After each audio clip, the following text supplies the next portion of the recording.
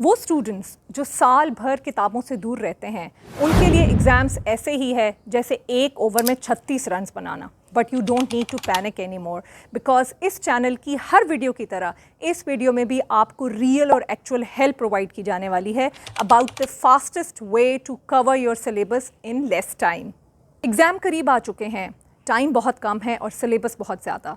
अब यही सोच सोच कर आप परेशान हो रहे हैं ना कि इतने कम टाइम में इतना ज़्यादा सिलेबस कैसे कवर होगा, और इससे आपको टेंशन हो रही है और टेंशन की वजह से आपकी परफॉर्मेंस पढ़ाई की और कम हो रही है।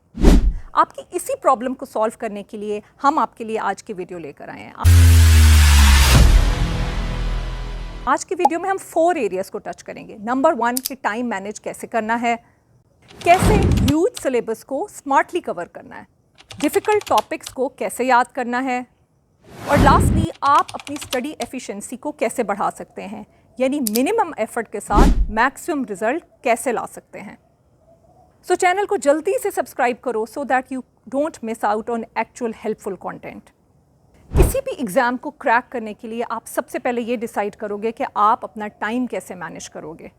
वो स्टूडेंट्स जिनके पास ज़्यादा टाइम नहीं है, मुश्किल से 2-3 हफ्ते बचे हैं, वो कम अज़ कम दिन के 8 से 9 घंटे पढ़ेंगे। आप इस टाइम को 3-3 घंटों के ब्लॉक में डिवाइड कर सकते हैं। इस तरह आपके पास 3 घंटे के 3 ब्लॉक्स बन जाएंगे और 1 घंटा आप डेली रिवीजन का रखें। आई एम श्योर कि आप ये वीडियो इसीलिए देख रहे हैं कि you are desperate to know कि कम टाइम में सिलेबस कैसे कवर करना है। So for that you need to get your priority straight. You need to know that अब इस कम टाइम में आप बुक की एक एक लाइन को याद नहीं कर सकेंगे। तो इसके लिए आपको स्मार्टली और सिलेक्टिवली पढ़ना होगा। इसके लिए जब भी आप कोई चैप्टर पढ़ना शुरू करें तो उसके कंटेंट पेज पे जाएं and divide the content into important, very important and extremely important topics. At this stage चूँकि आपके पास टाइम कम है, तो आई वुड सजेस्ट कि आप वेरी इंपॉर्टेंट और एक्सट्रीमली इम्पॉर्टेंट टॉपिक्स पे ही कंसंट्रेट करें। यहाँ पे 80-20 रूल लगाओ और उन टॉपिक्स पे फोकस करो जो आपको मैक्सिमम रिजल्ट्स दें। हर सब्जेक्ट के सिलेबस को देखो और पास्ट पेपर्स को, पास्ट क्वेश्चंस को, स्पेशली लास्ट 5 ईयर्स के पेपर्स को आप देखें और देखें कि हर चैप्टर में से कौन से टॉपिक्स ज़्यादा रिपीट हो रहे हैं और कौन से टॉपिक्स ज़्यादा वेटेज रखते हैं पेपर में। एग्ज़ाम में किस चैप्टर से ज़्यादा क्वेश्चंस आ रहे हैं, कौन से ऐसे टॉपिक्स हैं जो बार बार पूछे जा रहे हैं। Try to focus on that 50% of the syllabus, जिससे आप एग्ज़ाम में 80-90% स्कोर ला पाओगे। दिस वे आप कम टाइम में वो सब पढ़ पाओगे जो एग्ज़ाम पॉइंट ऑफ व्यू से इम्पॉर्टेंट है। और अगर एंड पे आपके पास टाइम बचेगा तो आप बाकी बचे हुए सिलेबस को भी कंप्लीट कर सकते हो। अनदर इम्पॉर्टेंट थिंग इज़ कि जब आप इंडिविजुअल चैप्टर भी पढ़ोगे तो you don't need to focus on each and every line. You don't need to read each and every line of that chapter. So chapter के pages को ऊपर से स्कैन करो और डिसाइड करो कि इन टॉपिक्स में से, चैप्टर में जो टॉपिक्स हैं उनमें से उसको आपने 3 कैटेगरीज में डिवाइड करना है: important, very important and extremely important.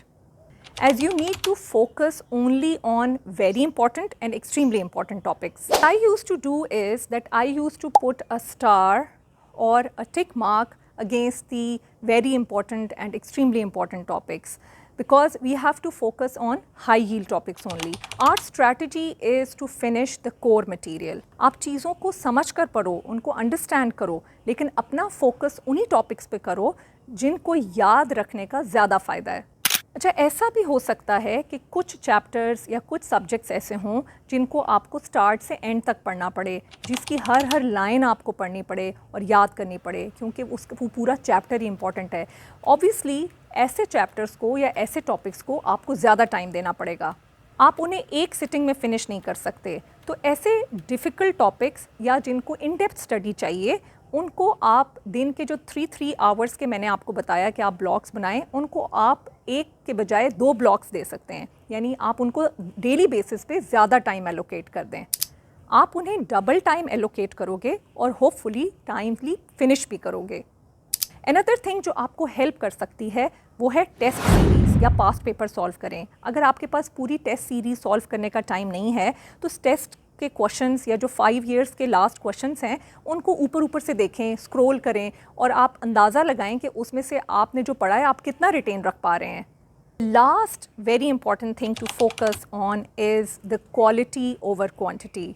Make sure कि आपने जितना भी मटेरियल कवर किया है आप उसको लेकर 100% कॉन्फिडेंट हैं। कई बार ऐसा होता है कि लोग 80 to 90% सिलेबस कवर कर लेते हैं लेकिन वो उसमें से सिर्फ 40% रिटेन रख पाते हैं। लेकिन अगर आप अपने कोर मटेरियल, कोर टॉपिक्स को अच्छा सा कवर करके जाओगे तो you can easily score better than majority of the crowd.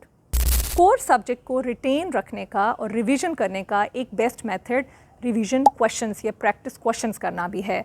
जब भी आप कोई टॉपिक ख़त्म कर लें तो उसके बाद उसके प्रैक्टिस क्वेश्चंस करें। आप मॉक टेस्ट भी कर सकते हैं। It will give you a quick revision and it will also boost your confidence. It's a fact that in every exam बच्चे पढ़ाई से ज़्यादा ओवर थिंकिंग, टेंशन और स्ट्रेस में टाइम ज़्यादा वेस्ट करते हैं। अगर आप इस मेंटल गेम को जीत जाएं और अपनी पढ़ाई पे फोकस करें तो आधी जंग तो आप वहीं जीत जाएंगे। So focus on your studies. Even then अगर आपको स्ट्रेस हो तो आप जर्नल राइटिंग या डायरी राइटिंग कर सकते हैं, नमाज़ पढ़ें, अल्लाह ताला से मदद मांगें। इस तरह आपका दिमाग सोचना बंद कर देगा and you can fully concentrate on your studies. So all the best and my prayers for your next exams.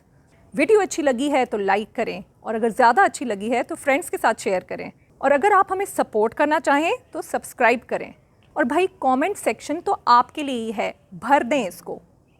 Thank you for watching and till the next video, happy learning. Lal subscribe का button दबाएं और bell icon press ज़रूर करें ताकि ऐसी ही मुफीद videos आपको बर वक्त मिलती रहें।